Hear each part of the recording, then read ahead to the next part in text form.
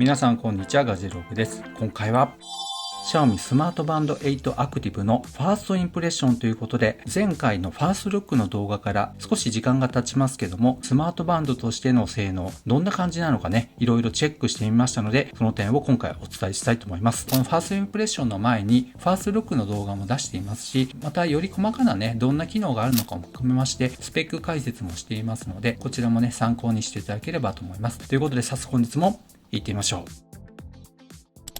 まず最初に検証しましたのはディスプレイの視認性です。前回のファーストルックでは屋内でね、こんな感じで撮影していましたので、当然ながら画面はこのように発色もよく綺麗に見えます。ちなみに液晶パネルになっているんですけど、屋内ではこのようにはっきり見えるんですけども、外に行った時、直射日光の下だったり、木陰があるような状況ではどんな感じで見えるのか、屋外でよく使われる方は気になると思いますので、チェックしてみました。ということでね、直射日光の下で今撮影している映像になっていますが、いかがでしょうか。ディスプレイの明るさ設定は最大にしてある状態なんですが、屋内で見る状態よりも全然ね、暗く見えてしまいますね。これはどうしても液晶ディスプレイの性能や、またバックライトの明るさ、最大輝度が少しね、低めっていうこともありますので、こういう風にね、やっぱり外持っていくと視認性が落ちるっていうのを感じると思います。屋外に出かけるとき、特に直射日光がある状況では、画面はなるべくね、最大にしておいた方がいいのかなっていう感じにはなっていました。そして次に少し屋根があったり、木漏れ日があるような状況ですね。いかがでしょうか。若干影がある状況だと屋外に行っても全く問題ない見栄えになっています。ただこれから夏が近づくにつれて直射日光の強さってどんどん増していくと思いますので、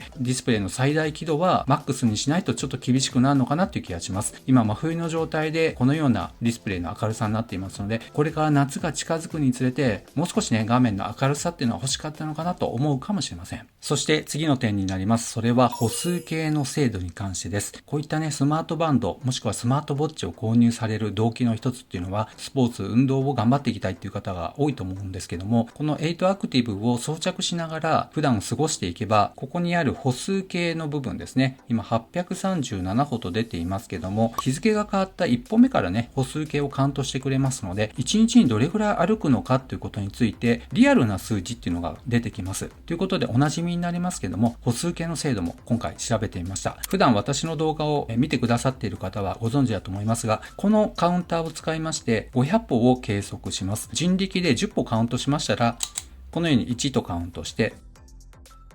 このように50になった時点で500歩となって、ワークアウトの歩数計のモードを使った時に歩数計センサーが何歩と測定しているのかをチェックしました。その結果の表がこちらになっています。このテストは全部で5回行いました。まず1回目のテストになりますけども、歩数計センサーは500歩に対して498歩となっています。差はマイナス2歩ですね。誤差はマイナス 0.4% となりました。そして2回目になりますが、こちらはなんとね、499歩とね、好成績なスコアですね。差は1歩で誤差は 0.2%。そして3回目、こちらは475歩と今度は一気に落ちてしまいましたね。差はマイナス25歩。誤差は 5% ですね。そして4回目、5回目と続きまして、誤差はマイナス 0.8%、5回目はマイナス 2.2% となりました。この結果からですね、最高のスコアと最低のスコアを除外した上で平均を出しています。その結果ですね、1.13% の平均誤差となりました。この数値は個人的な経験からしますと好成績な結果となっています。というのは、昨年もこの同じテストを様々なスマートウォッチやスマートバンドで行ったんですが、その平均誤差がなんと 1.45% なんですね。1万円前後のモデルから10万円近くまでのね、スマートウォッチやスマートバンドで計測した結果になりますが、平均誤差は 1.45% になっていましたので、そのデータと比べますと、この同じ検証で 1.13% の誤差というのは本当に素晴らしい成績じゃないかなと思います。ということでね、普段ただつけてるだけでもここをどんどんカウントしてくれますので、1日にね、どれぐらいに実際歩いているのか、歩数計精度なかなか高性能になっていますので、そのリアルな数値っていうのをね、確認してみるのも面白いかもしれません。ちなみにここでカウントされました、現在ね、837本になっていますけども、このデータを例えば Google Fit などのサードパーティー製アプリにデータを連携させてね、バックアップ取るっていうことはできません。このあたりはね、ミーフィットネスの問題ということで、メーカーさんもね、Google Fit と連携できるように頑張るっていうようなアナウンスもありましたけども、今後ね、ちょっと期待したいなと思っています。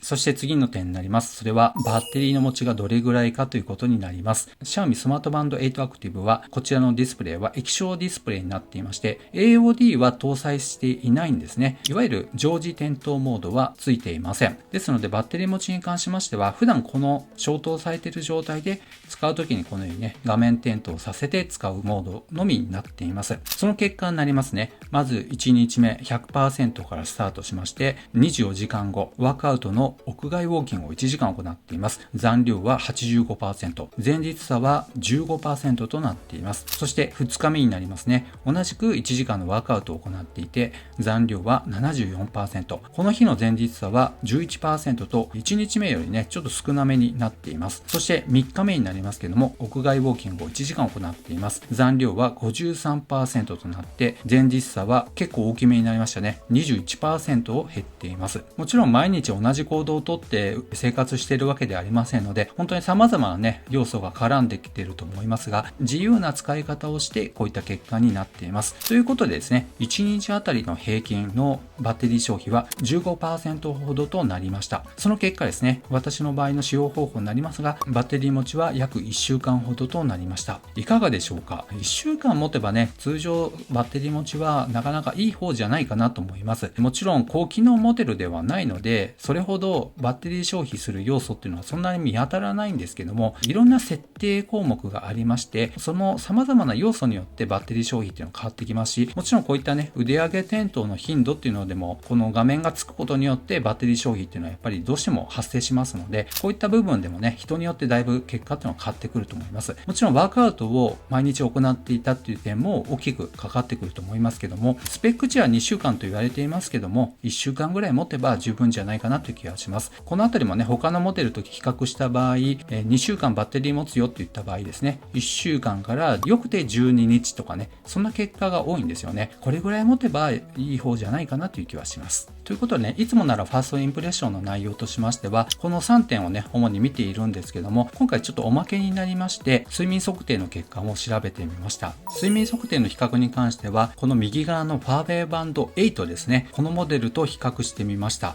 とある日の睡眠モニタリングの結果になりますが睡眠の合計時間が9時間54分と出ています。この日ねめちゃめちゃ寝た日なんですけどもだいたいこの数値の合ってるのかなという感じです。そして浅い睡眠や深い睡眠など部分ですね個人的に気になったのはレム睡眠があまりデータとして取れてないなという印象なんですね。そして覚醒が1回だけありますけどもオレンジ色の部分ですね覚醒が1回ありますがこれは確実にデータが取れています。でこれに対しましてですねこちらの表はファーウェイバンド8の睡眠モニタリングの同じ日ですね同時に腕につけていたんですけどもその結果になっています。まず睡眠の合計になりますね。Xiaomi は9時間54分と出ていましたがファーウェイは9時間47分と出ています。しかしながら大きな点になりますがやはりねレム睡眠の部分このファーウェイの表で見ていますと夢を見ていると言われているレム睡眠になりますがデータがしっかり取れていることがわかりますね。今回のね Xiaomi はこのレム睡眠に関しましてはほぼほぼ取れてなかったなという感じです。ということでねこれどちらが正しいかって言われているとまた難しい部分はあるんですけど個人的にはねファーウェイの方が睡眠モニタリングに関しては正確なデータ取れてるんじゃないかなという印象です。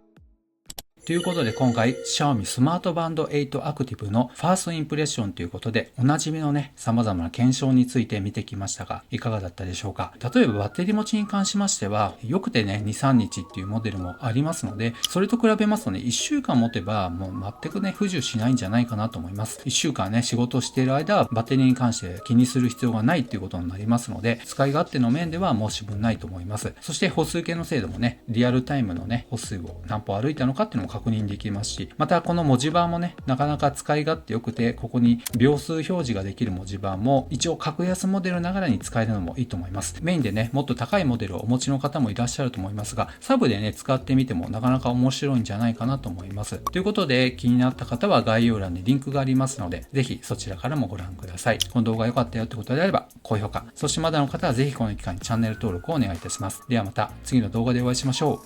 う。さよなら。